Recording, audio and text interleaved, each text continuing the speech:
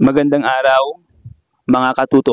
So welcome back sa ating YouTube channel. Kuya Mike nga pala ulit. So in this video, pag-uusapan natin ang tungkol sa isang statement ng isang teacher. Nagkaroon ng reaction sa mga generations na tinuturuan niya ngayon. Especially yung current generations ngayon ng mga bata na tinuturuan ng teacher na to or ng guru na ito. So sa Facebook page mga katuto nitong Pilipinas Today, okay? Facebook page ng Pilipinas Today. Isa itong Facebook page na kung saan naghahatid ng mga balita. Kung mapapansin nyo sa picture na ito, no, merong isang teacher tapos merong mga estudyante sa likod niya na naka-black and white. So sinabi dito ng statement or bilang statement ng teacher na ito, sinabi niya, "We'll have a generation that's entitled pero allergic sa correction." Sinabi dito nung reporter or nang nagsulat ng news na ito, umani ng iba't ibang reaksyon mula sa netizens ang post ng isang guro kung saan naglabas siya ng kanyang saloobin tungkol sa pagbabago ng pagdidisiplina sa mga estudyante sa paaralan. Kung mapapansin nyo, mga katuto, ako po, isa po akong public school teacher. Magti 3 years na tayong permanent teacher sa public school. So mapapansin po talaga natin yung mga pagbabago sa mga generation. Kaya nga, ang generation ngayon ay generation beta na, di ba? Yung mga ipinanganak ngayong 2025 ay considered as generation beta. Bago yung generation ng beta, yun yung mga generation alpha. Okay? At yung generation Z na tinatawag, kasi parang ano yan parang alphabetical, di ba? Yung mga magulang ko, sila yung mga generation X, sila yung mga anak ng mga nakipaglaban, nakipagdigma noong panahon ng digmaan, yung World War I, World War II. Kaya sila tinawag na mga baby boomers or yung generation X. Ang sumunod sa generation X ay yung generation Y, XY, okay? So, Y, ito yung mga tinatawag nating millennials. Okay? So, yung millennials naman, kami po yun. Pinanganak po kami ng merong konting gadgets at meron din yung mga mechanical machines. No? So, ibig sabihin, kami po ay pinaggitnaan ng Generation X at Generation Z. Yung mga generation naman o yung mga Gen Z, XYZ, okay, sila naman po yung mga pinanganak na fully electronical na po lahat ng bagay sa mundo. Na kung saan meron ng mga laptop, meron ng mga high-end cellphones. Yan, yung mga bagay na yun, mga kababayan, mga katuto. So, lahat ng generation ay merong kanya-kanyang attitudes, merong mga characteristics, may mga iba't ibang behavior.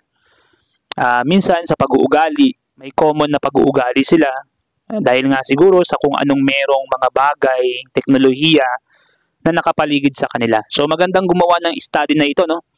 Kung i-study natin yung relationship ng mga technology around the students related sa kanilang attitude. Kung meron bang significant effect yung mga teknolohiya na meron ngayon, available technology, to the performance or to the attitude or to the academic performance of the students. So, pwede yung i-compare and contrast, no? Yung gamit na teknolohiya ba ay nakakaapekto ba yun sa performance, sa attitude, sa characteristic, or sa generation ng bawat tao. Okay? So, kaya nagkaroon tayo ng generation X, Y, Z ngayon. May generation alpha, yung pinanganak nung 2025, nung New Year.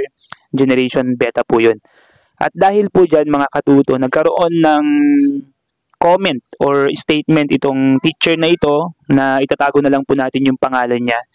Sinabi po niya dito, we'll have a generation that's entitled pero allergic sa correction. Maliban po mga kababayan sa mga nabanggit kong mga generations, no?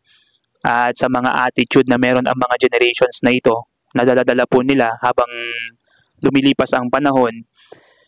Sa mga estudyante po, okay, from elementary, secondary, sa junior high school and senior high school, sa mga college students, no? sila po ay feeling daw pong entitled.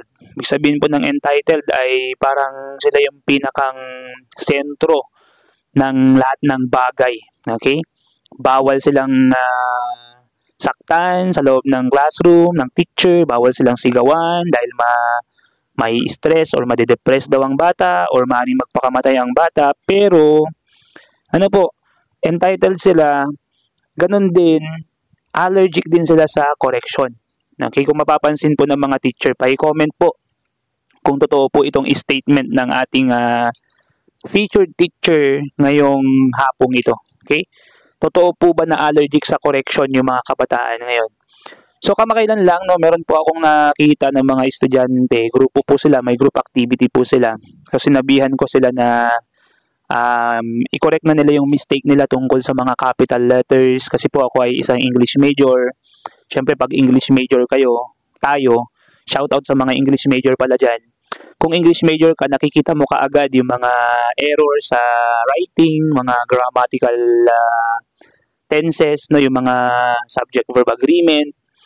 So may mga kamalian na nakita ko at sinabi ko sa kanya na ganito yung gagawin niyang tama. Pero yung nireply niya po sa akin, mga katuto, sabi niya, pero palibabiro naman, okay na yan sir, kasi yan lang yung kaya ko. So sinabi ko sa kanya na nasa kanya yun, kung i-accept niya yung correction ng teacher or hindi. So hindi ko na in-insist mga kababayan kasi mamaya baka ma-depress pa yung bata, mapahiya. Basta ginawa ko yung part ko as a teacher, nasa kanya na yun kung i-adapt niya yung correction or hindi. So I agree sa statement po na ito na allergic sa correction yung mga kabataan po ngayon. Hindi naman po siguro lahat, pero baka karamihan ay allergic.